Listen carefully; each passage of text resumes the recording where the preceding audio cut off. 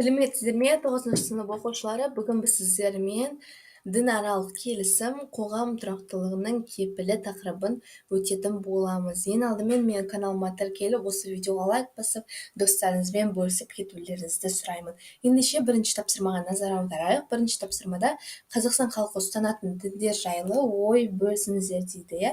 Яғни Қазақстан бізде көп ұлтты мемлекет болғандықтан, ол тек қана ислам дінін ұстанбаймыз, біз көптеген діндерді ұстанатын халықтар бар, мысалы қазақ халқы ұстанатын діндер ислам, христиан, буддизм. Егер тағы да білсеңіздер, тағы да қандай діндер ұстайтынын сіздер жазсаңыздар болады тағы да қосып. Мен осы үшеуін жазған болатынмын. Келесі екінші тапсырмада үнтаспадан 23-ші аудио мәтінді тыңдаңыздар дейді. 23-ші аудио мәтін бізде 136-шы бетте.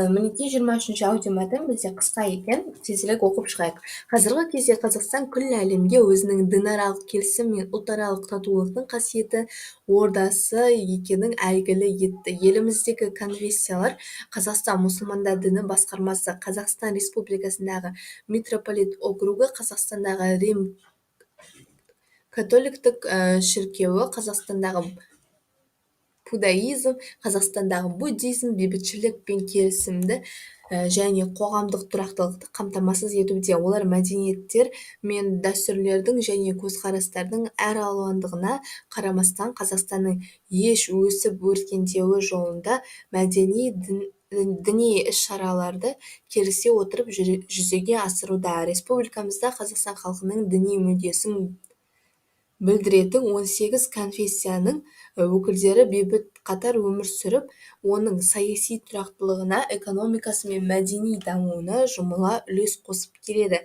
Қазақстан қазіргі әлемдік дамудың күрделі қарама-қайшылыққа толы іргелі мәселелерін шешу үшін 3 жыл сайын әлемдік және дәстүрлі діндер көшбасшыларының съезін өткізуді дәстүрге айналдырды. Съезд алдында дін көшбасшылары кеңесі құрылып, оның құрамына әлемнің жетекші конфессиялары, яғни ислам, христиан, иудаизм, буддизм, индуизм, синтоизм және де зороастризмнің өкілдері енеді екен. Жаңа бірінші тапсырмаға осы дін, яғни осы басқа да діндерді жазып алсаңыздар болады. Кез келген шынайы мәдениеттің наным сенімге негізделетіні, наным сенімнің түп қызығы дінге барып тірелетіні белгілі. Ал дін атауларының бейбіт сүйгіштік, ізгілі қасиеттерге бағышталатынын, құндылығын игі мақсаттарға пайдалану, айтуға ауыз бармайтын нәубеттердің ғаламды құтқарып қалудың бірден-бір жолы екен. Қайтадан өзіміздің бетімізге оралайық, тақырыбымызға. 93-ші бетке қайтадан оралып, ары қарай тапсырмаларыңызды жасайық. Жаңағы үнтаспаны оқып шықтық. Енді А тапсырмасында әлемдік және дәстүрлі діндер көшбасшыларының съезін ұйымдастырудағы мақсатты айқындандар дейді. Былай жасаңыздар болады. Әлемдік және дәстүрлі діндер көшбасшыларының съезін ұйымдастырудағы мақсаты әлемдік дамудың күрделі қарама-қайшылыққа толы іргелі мәселелерін шешу дейсіздер. Келесі екінші А тапсырмасында Қазақстандағы басты діни конфессиялар қандай екенін дәлелді түрде түсіндіріңіздер дейді. Міне былай жазсаңыздар болады. Қазақстандағы басты діни конфессиялар Қазақстан мұсылмандар діни басқармасы, Қазақстан Республикасындағы митрополит округы, Қазақстандағы Рим католиктік шіркеуі, Қазақстандағы иудаизм, Қазақстандағы буддизм екен. Келесі екінші Б тапсырмасында біз сіздерге қосымша ақпарат көздерін пайдаланып, сіздерге таныс емес дін бағыттары туралы пікір алысыңыздар дейді. Мысалы, сіздерге синтоизм, зороастризм дегендер берілген екен. Сол екеуінен бөлек тағы да политизм деген бар екен. Политизм ол көп құдайға табынушылық екен, яғни политизм сенімі бойынша құдайлардың өзіндік иерархиясымен ерекшеленетін әлемі бар. Политизм деген жалпы атауға ие, бұл сенімдер бойынша антропоморфтық сипатқа ие, құдайлардың өзіне тән құдіреті аясы атты табиғат пен қоғамда билігі бар. Олардың ішінде біреуі жоғарғы билікке ие, өзгелері жеке дара, бірақ оған бағынышты деп саналған. Политизм діні жоралғысында басты рөлді пұтхана төңірегінде көріпкел сәуегейлерге атқарады екен. Бұл дін көне грек, Рим, Мысыр, үнді, Жапон елдерінде болған екен. Келесі үшінші тапсырмаға назар аударсақ, үшінші тапсырмада мұны да білген жөн айдарымен танысып, съезге қатысушы елдер мен делегаттар санына байланысты диаграмма жасаңдар. Таңдаған мәтіндегі және мұны да білген жөн айдарындағы ақпараттарды қолдана отырып шағын монолог дайындаңыздар дейді. Былай жазасыздар: әлемдік және дәстүрлі діндер көшбасшыларының съезі, тақырыбы. Келесі әлемдік және дәстүрлі діндер көшбасшыларының съезі 6-ға бөлінеді. Осы 6 съезде Астана қаласында өткен. Бірінші съезд 2003 жылы 23-24 қыркүйекте, екінші съезд 2006 жылы 12-13 қыркүйекте өткен. Ал үшінші съезд 2009 жылы 1-2 шілдеде, төртінші съезд 2012 жылы 30-31 мамырда, ал бесінші съезд 2015 жылы 10-11 маусымда, ал алтыншы съезд 2018 жылы 10-11 қазанда өткен екен. Әр съезде әртүрлі тақырыпта талқыланған екен, және де осы съездер 3 жыл сайын өтіп отырған екен. Тағы да қосып жазатындарыңыз болса, қосып жазсаңыздар болады. Келесі төртінші тапсырмада осы бөлімдегі бірінші және екінші тақырыптардың сабақтастығы неде екенін түсіндіріңіздер дейді. Былай жазасыздар: осы бөлімдегі бірінші және екінші тақырыпта да әлемнің қақтығысы туралы айтылған екен. Яғни әлемнің қақтығысы туралы сондай тақырыпты таңдап, сол тақырыптарда талқылаған болатын. Келесі бесінші тапсырмада дін руханисыздық пен ашкөздіктің алдындағы аса берік бөгеттердің бірі деген елбасы пікіріне өз ойларыңызды жазыңыздар. Жазбадағы сөйлемдердің құрмалас не жай сөйлем екенін ажыратып талдаңыздар дейді. Мысалы, мен елбасымыздың пікірімен келісемін, себебі әр ұлт өз дінін қадірлеп ұстануы керек. Сонымен қатар дін адамдарды ізгі құндылықтарға тәрбиелеп, әлемдегі қақтығыстарға жол бермейді, бейбітшілікті қолдайды дейді екен. Бірінші сөйлем ол бізде жай сөйлем, келісемін деп жай ғана.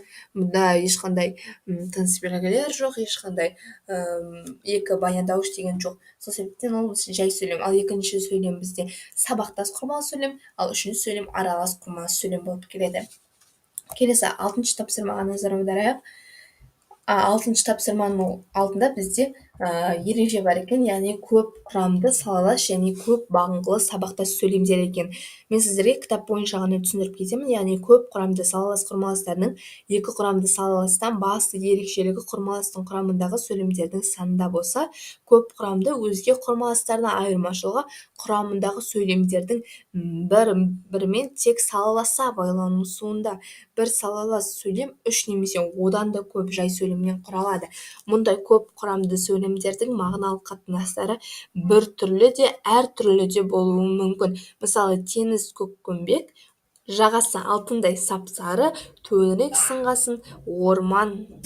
Мінекей осындай бір сөйлем берілген екен, яғни бұлар біркелкі екен. Ал сәдір өзі ат үстінде, найзасы қолында, қасында есеней жіберген кенжетайды бар, ол да салт. Мінекей осындай да мысал бар екен. Келесі карантинде асхана жоқ екен. Тамақты бір жақтан береді, онысы суып қалған бірдеңе, және ол құрсағымызға жұғын боп жатпайды. Қарнымыз ашады, өліп кете жаздаймыз, сол уақытта тамақ іздеп баратын жеріміз жоқ дейді. Мінекей осындай мысалдар келтірген екен кітаптарыңызда. Келесіде құрамында екі және де одан да көп бағыныңқысы бар және басыңқы компоненттен тұратын көп құрамды құрмаластың түрі. Көп бағынғылы сабақтас құрмаластардың құрамында бағыныңқы компоненттердің әрқайсысы басыңқымен мағыналық тұлғалық жағынан үлесе байланысса, жарыспалы көп бағынғылы сабақтас түзіледі. Мысалы, күні бойы жаңбыр жауып, үстіне қатты жел тұрып, бараққа зорға жеттік. Яғни бұл жерде баяндауыштарын қарап отырсаңыздар, ып-пен бітіп тұр. Яғни барып, тұрып дегендер, немесе іп-пен бітсе жүріп, жүгіріп дегендей. Онда ол бізде жарыспалы көп бағынғылы сабақтас болады екен. Келесі соңғыда бізде енді бір сөйлемдерде алғашқы сыңар соңғы басыңқымен тікелей байланысқа түсе алмайды, тек өзінің кейінгі бөлік арқылы байланысады. мұндай байланыс сатылы көп бағыңқылы сабақтасты түзеді. Мысалы, қарт қожа қайтып келсе, бір топ жігіт жиналып, ортасында біреу ән шырқап жатыр екен. Яғни баяндауыштарына назар аударсақ, баяндауыштары бізде әртүрлі болып келеді екен. Келесі 6-шы тапсырмада бізге мәтін берілген екен. Яғни Қазақстан халқы ассамблеясы туралы 1995 жылдың 1 наурызында Қазақстан Республикасының тұңғыш президентінің жарлығымен Қазақстан халқы ассамблеясы құрылды. Оның негізгі бағыттары барлық этностық топтарды ортақ мақсатқа жұмылдыру болды. Елбасы Нұрсұлтан Назарбаев Қазақстан халқы ассамблеясын құру идеясы алғаш рет 1992 жылы тәуелсіздіктің 1-ші жылында арналған Қазақстан халқының форумында жариялаған. Осындай институтты құру қажеттілігі саяси, сондай-ақ жаңадан құрылған тәуелсіз көп этносты, көп конфессиялы мемлекеттердің тұрақты дамуы тұрғысынан туындаған болатын. Әлемде кез келген көп этносты мемлекет өз еліндегі этносаралық қатынастардың дара моделін теориялық жүзінде анықтап, практикада оны жүзеге асырған. Әлем тәжірибесінде этносаралық қатынастардың түрлі модельдері кездеседі. Солтүстік Американың, Оңтүстік Американың, Еуропаның, Ресейдің, Қытайдың және тағы басқа елдерінің өзіне тән модельдері бар.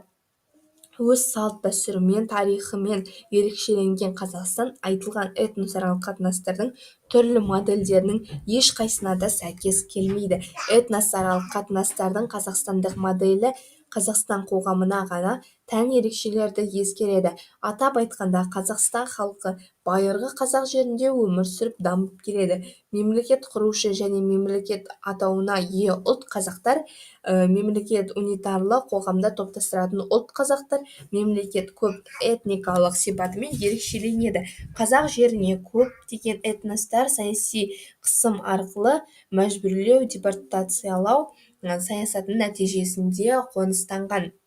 Мемлекеттік тіл қазақ тілі. Қазақстандағы барлық этностың өз ұлттық тілін дамытуға деген ұмтылыстарына шек қойылмайды. Халық көп конфессиялы қоғамда өмір сүреді. Қоғамда ұлтаралық және конфессияаралық толеранттылықтың дәстүрлі қалыптасқан. Оның тамыры терең. Енгізілген өзгерістерге сәйкес Қазақстан Республикасы парламенті мәжілістің 9 депутатын Қазақстан халқының ассамблеясын сайлады. Олар елдегі барлық этностың мүддесін білдіреді. Ассамблеядан сайланған депутаттар заң шығару үдерісіне белсенді қатысып, заң шығарушылық, бастамашылық құқығын жиі пайдаланады. Мінекей сіздерге бұл Егемен Қазақстан газетінен алынған мәтін екен. Келесі А, Әт, Б тапсырмаларына тезірек көше берейік. А тапсырмасында мәтінде көтерілген мәселелерді анықтау үшін бір-біріне сұрақ қойыңыздар дейді. Яғни мен сіздерге қазір мына жақта сөйлемдер жазып қойған болатынмын. Ассамблеяның басты ерекшелігі неде? Екіншісі, Қазақстан халқы ассамблеясы қашан құрылған? Үшіншісі, ассамблеяның мақсаты қандай? Мінекей осындай сұрақтарды өздеріңіздің порталдарыңызға немесе жаңағы сыныптастарыңызға қоюларыңызға болады. Келесі 6-шы Ә тапсырмасында сөз мәнін зерделейік, сөздіктерді пайдалана отырып берілген сөздерге анықтама беріңдер дейді. Яғни ассамблея деген халықаралық ұйым органы, ал форум деген сол іс-шара, қандай да бір жеткілікті дәрежеде жаһандық проблемаларды белгілеу немесе шешу үшін өткізілетін іс-шара. Көп этностың мемлекет аумағында әртүрлі этностар, ұлттар, халық ұлттық және этнографиялық топтар тұратын мемлекет. Ал көп конфессиялы мемлекет дегеніміз ол унитарлы мемлекет. Ал унитарлы мемлекет дегеніміз әкімшілік аумақтың бірліктей тікелей орталық үкіметке бағынатын мемлекетті айтамыз. Ал депортация дегеніміз ол қуғындау, көшіру деген мағынаны білдіреді. Халықтар депортациясын белгілі бір ұлт өкілдерінің белгілі бір іс әрекетіне байланысты елден қуылуы деп түсіну қажет. Ал шеттел тілінде енгізген сөздердің сөздігінде депортация қылмыстық және әкімшілік жаза ретінде мемлекеттен қуылу, көшіру, жер аудару деп көрсетілген. Толеранттық дегеніміз ол өзіндік айырмашылықты, өзгешілікті ерекше мойындау, басқа түрлерге төзімділікпен қарау, өзге сенімдегі, көзқарастағы, әрекеттердегі кісілердің таңдау құқығын құрметтеу, қақтығыстарды өзара сұхбат пен келісім арқылы шешу жолын қарастыру, зорлық күшке жүгінбеу, дөрекі не мәдениетсіз амалдарды қолданбау, кешірімшіл және де жанашыр болу секілді осы заман қоғамындағы түрлі сенімдер мен бағыттардың қатар өмір сүру және де өзара сәйкесу ережесі екен. 6 Б тапсырмасында Қазақстан Халқы Ассамблеясын институт деп атау себебін түсіндіріңіздер дейді. Яғни Қазақстан Халқы Ассамблеясының өзінің ресми мәртебесі мен елдегі түрлі этникалық топтар мен ұлттардың мүддесін білдіру жөнінде қажеттіліктеріне байланысты институт деп аталады екен. Келесі 7 тапсырмаға назар аударайық. 7 тапсырмада мәтін мазмұнын есте сақтау үшін тезис жазыңыздар дейді. Яғни былай жазасыздар: Қазақстан Халқы Ассамблеясы еліміздегі түрлі этникалық топтар мен ұлттардың мүддесін білдіретін негізгі институт болып табылады.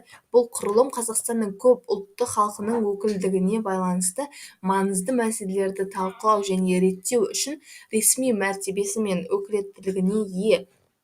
Ассамблея диалог пен пікір алмасу арқылы елдегі түрлі мәдениеттер мен халықтардың бірлігін нығайтуға ықпал етеді. Ассамблеяның мақсаты мәдениетаралық келісім мен ынтымақтыққа ықпал ете отырып, барлық этникалық топтардың құқықтары мен мүдделерін қорғау. Қазақстан Халқы Ассамблеясына қатысу ұлтаралық диалогқа және елдің көп ұлтты қоғамындағы жанжалдарды шешуге жәрдемдесуге мүмкіндік береді. Келесі 8 тапсырмада қосымша ақпарат көздерін пайдаланып, Қазақстан Халқы Ассамблеясы қандай үлкен бастамалар көтергені жайлы пікірлеріңізбен бөлісіңіз дейді. Қазақстан Халқы Ассамблеясының көтерген бастамаларын мемлекет деңгейде қорғауға ие болды. Мысалы, 1995 жылы сәуірде Қазақстан Халқы Ассамблеясы республика тарихында алғаш рет Қазақстан Республикасы президентінің өкілділігін 2000 жылғы 1 желтоқсанына дейін ұзарту жөніндегі жалпы халықтық референдум туралы бастама көтерілген деп жазасыздар. Енді келесі 9 тапсырмада Қазақстандағы дінаралық этносаралық қатынастар жайлы өз пікірлеріңді көп құрамды құрмалы сөйлеммен жинақтап жазыңыздар дейді. Былай жазсаңыздар болады: Қазақстанда дінаралық және этносаралық қатар өмір сүру құрмет пен қорғауды талап ететін құнды ресурс болып табылады. Ол толеранттылық, барлық топтардың құқықтары мен бостандықтарын құрметтеу, білім беру және хабардарлық саясаты арқылы сақталады. Бейбіт қатар өмір сүруге және әртүрлілікке құрметтеуге ұмтылу қоғамның тұрақтылығы мен өркендеуіне ықпал етеді деп жазасыздар.